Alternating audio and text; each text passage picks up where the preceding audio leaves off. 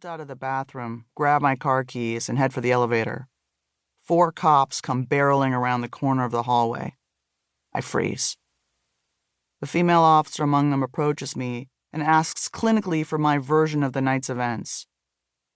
"He need me in the ribs," I begin, trying to sound innocent, but my already deep voice is thick with anger and opioids, not the best quality for a wannabe damsel in distress. Also, I don't feel very high, and I'm pissed about it. The officer isn't really listening, and it's soon obvious to me that it doesn't matter what I say. I'm going to jail. I turn my head and see the other 3 officers down the hall talking with my husband. They are taking pictures of his neck and hands and writing things down. He holds up the knife I pulled. It's a large bread knife with a serrated blade and snubbed point. Whatever. It wouldn't have done the job anyway. Moments later, I am handcuffed. The handcuffs are tight and cold around my wrists. "You have the right to remain silent. Anything you say can and will be used against—" Yeah, Law and Order's my favorite show. I know the fucking drill," I say. The Valium is starting to kick in and it's making me mouthy. I'm put in the back of a cop car. The seat is hard plastic. They make them like that for easy cleanup in case arrestees puke, bleed, or shit themselves. I've never been in the back of a cop car. My bony ass is chafing on the rigid seat. My hands are cuffed so tightly that I can't lean back, so I'm pitched forward. I stare into the glass divider, and then I start crying hysterically. "This is bullshit!" I scream to the cops, tears streaming. "Tell my partner," the cop in the front says mechanically. I go silent and then decide to change my approach.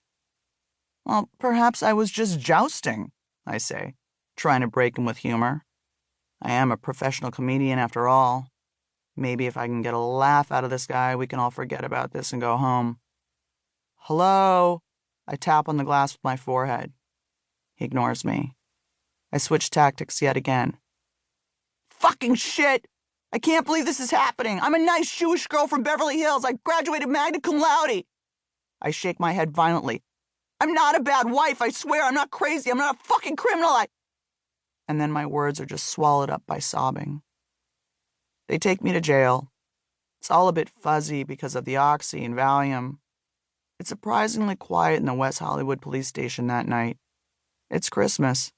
It looks like only assholes like me get arrested on Christmas. They take away my purse and shoes and give me some dirty tube socks with orange stripes to put on. My mugshot is taken, and I'm fingerprinted.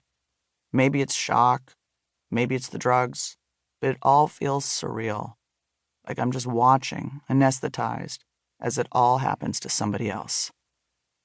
I'm given a wool blanket and thrown in a holding cell.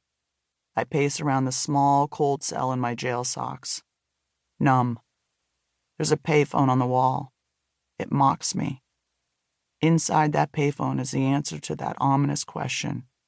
Who are your real friends? I'm about to find out. I take a deep breath and call a woman I know from AA, Trina. In fact, I had been Trina's sponsor years ago. Back then, I'd been her guide, and she'd been the newbie in the program.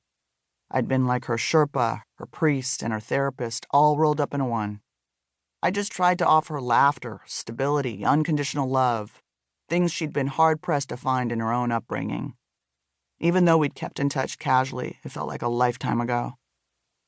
Trina was fiercely independent, sensitive, loyal. She was also a bail bondswoman, and I needed both her empathy and her expertise right about now.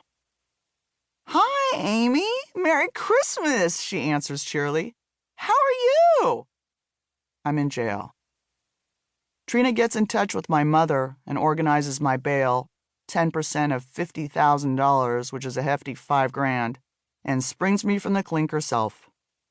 Trina is a pretty, busty 40-something ex-hardcore drug addict gangster girl who's remade herself into a respectable businesswoman. She holds her cards close to her chest, but her big, brown, doe-like eyes reveal a lifetime of sadness and disappointment. She takes me to the posh hotel in Beverly Hills where my mother is staying. My mom is visiting from Santa Fe, in town for the holiday festivities. I don't think having her only child arrested for felony domestic assault with a deadly weapon was exactly